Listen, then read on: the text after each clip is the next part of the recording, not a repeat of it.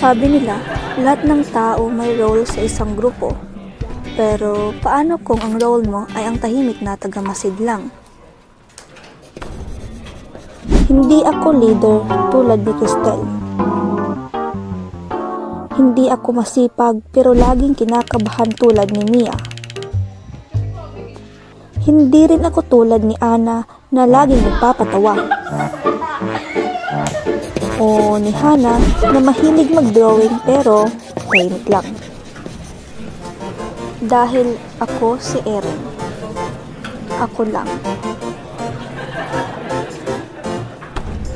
Okay, Erin, ikaw na sa introduction. Bawat isa sa amin may kanya-kanyang kwento. Pero parang ako lang ata ang walang ambag.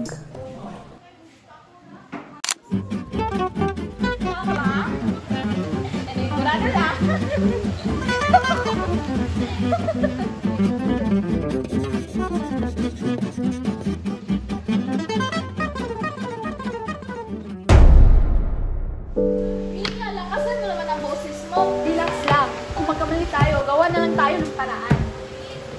Habang lahat ay abala sa rehearsal, napansin ko si Hana.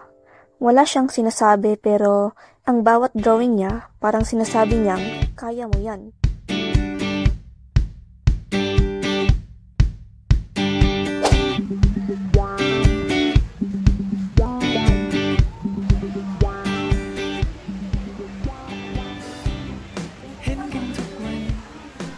Kaya mo yan, Mia. Magandang umaga sa inyong lahat. Narito po kami sa... Hindi ko alam kung paano ko siya napalakas ng loob. Pero nung oras na yon, naisip ko.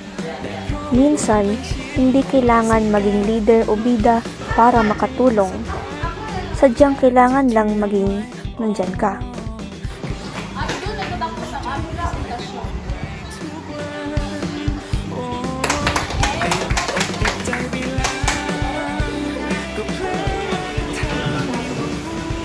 Ang galing nyo guys! Kala ko babagsak tayo! Hindi ko magagawa yun kung wala kayo. Lalo ka na, Erin. Hindi ko alam kung napansin nila, pero nung araw na yon, natutunan kong hindi kailangan ng grand gesture para maging bahagi ng isang grupo. Sa mga simpleng bagay, maipaparamdam mong hindi sila nag-iisa.